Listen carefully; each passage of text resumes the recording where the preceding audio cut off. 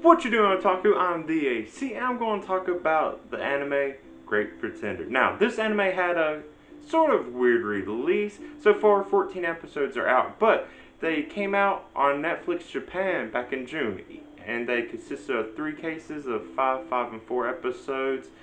Each case came out by the week throughout June, and then it came out on TV in Japan in July.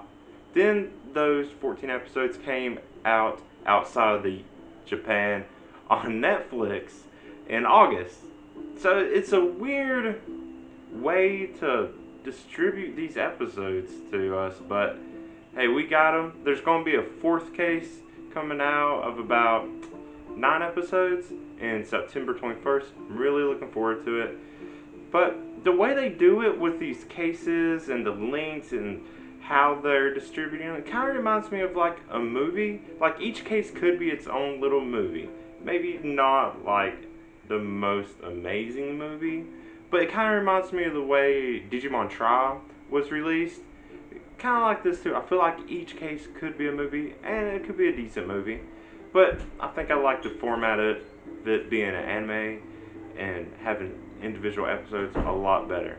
But yeah, really enjoyed this anime. So glad. It's probably the best anime in my opinion that's came to Netflix. I mean, if anything, Seven Deadly Sins is probably more mainstream. But for my taste, The Great Pretender, great anime. So, what it is about is just like a pretender, aka a con man. Con, schemes, just tricking people out of what they have. And the main character of the series is Makoto Edamura. He's just like, what he says is the best Japanese con man, best con man in Japan. He thinks this, and he just does little stuff, little scams, but you know, he has a lot of confidence in himself until he gets kind of conned into helping someone else con by a guy named Laurent Thierry. Some French guy who's really a mastermind, a genius at cons. He's able to, like I said, con Makoto into coming with him to Las Vegas, where the first case takes place. He leaves Japan thinking he's escaping some kind of trouble. It's all planned. It's so good, and everything is so thought out, and it doesn't matter what you think happens. It all seems like it's going according to Laurent's plan. Now, there's a few other characters that, of course, help Laurent. There's a woman named Abigail Jones, who seems to pretty much be his right-hand man the whole time. Always seems to be with him. And seems to start getting closer to Makoto. So, maybe there's something that could go on later. There's not anything too obvious right now, but Makoto seems to rely on her a lot more. And then she kind of starts seeing her put up with him like he's not as annoying to her as when she first met. But the other person is Cynthia Moore. She kind of comes in through another con also to trick Makoto. But both Abigail and Cynthia, we get to learn more of their history, more of the background. Not enough. There's not like a full just like dump of information, enough to make it relevant to the case they're working on. And it's nice. It's a nice pacing, because having too much flashback, too much history all at once gets annoying. And if you've seen me talk about other things, you know I'm not a huge fan of big, lengthy flashbacks. But this gives a nice taste for each character, just to make you care about the characters more and make it relevant to what they're doing. Now, 2 other characters that seem to pop up in everything, and the 2 that Laurent mainly used to trick Makoto and to help him. One is named Kuda, who Makoto thought was like his partner in crime while he was in Japan, just there to help Laurent. And also Kim Soo-won, who Makoto thought was scamming, but was actually just a test to see Makoto's skill. So they pop up all the time. Not too much information on who they are, but maybe we'll get more in depth in this next case. But yeah, besides these, there's a whole bunch of people Laurent seems to be able to help him with these cases. There's a lot going on. And it's, like I said, it's so good how everything flows together.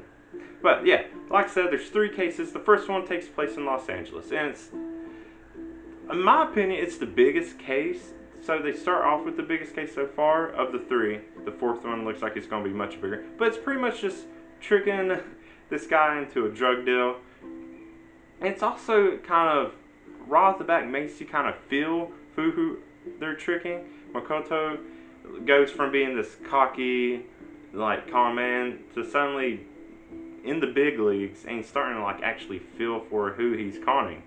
And it makes him doubt what he's doing already, right in the beginning. So he goes from this cocky, confident comment to this, like, reluctant kind of, and kind of just wants to get out of the game already. Now, next it goes Singapore. Makoto, like I said, reluctantly goes. He gets tricked into it again, and this has to do with plane races. These races are getting rigged, and of course, Laurent has found a way to make some profit of it. And in this one, we could see some more of Abigail's background, and it's nice.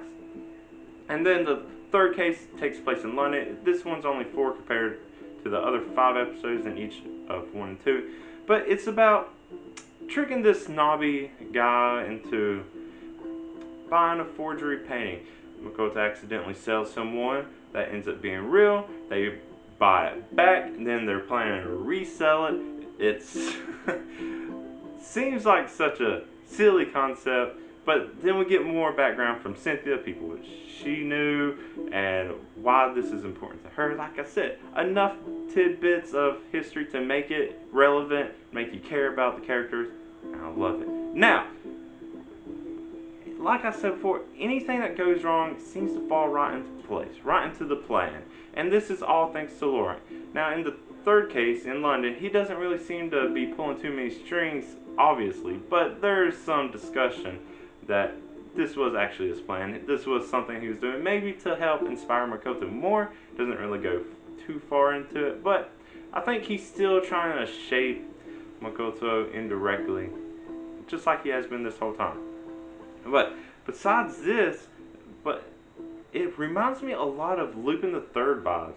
All of it, like the cunning and geniusness of Laurent's plans, and the music. The whole vibe of it overall. The music is what you would expect from Lupin the Third, and it's more like it's just like a modern version of Lupin the Third, just like a little bit of a distant twist, like not exactly doing a whole nother Lupin the Third, but a whole nother kind of, I guess, inspiration that could come from Lupin the Third. And I love it, because I love Lupin the Third. Man, whenever I first discovered Lupin the Third a few years ago, I just fell in love with the anime. And it's great, and it's an old one, and it's lasted so long. Hey, if it's pulling inspiration from that, it's doing well. And that is why already in the end of August, I'm saying this is my favorite anime of the year. There hasn't been anything else that's came out that can really make me think of it being better. And yeah, the whole world's kind of went weird, and there are some good anime, but this one, it's just drawn me in. And while I wasn't watching it, I was thinking about, man, I should just go ahead and watch it. And I was like, I need to pace it out. And I'm probably going to go back and rewatch it, especially when the fourth case comes out. I don't know when it's coming out outside Japan, but I'm going to rewatch it. It's great, and it is really rewatchable, even when you know what's going to happen. So yeah, favorite anime of the year. I haven't seen anything that will be coming out the rest of this year that will challenge it, but hey, this is my opinion. But what do you think? Have you seen it yet? Because if you haven't, you should. It's on Netflix. Watch the first 3 cases. Get excited for when the 4th one comes out in less than a month. Hopefully, maybe not that soon for us outside Japan. Whatever. But yeah, let me know what you think. You agree? You disagree with what I said? Yeah, go ahead. We can discuss it. But if you like what I have to say, go ahead and like this video. If you want to see me talk more about anime and other stuff I'm watching, go ahead and subscribe to my channel if you see how I do all that. But until next time, I'm the AC. Thank you for watching, and bye.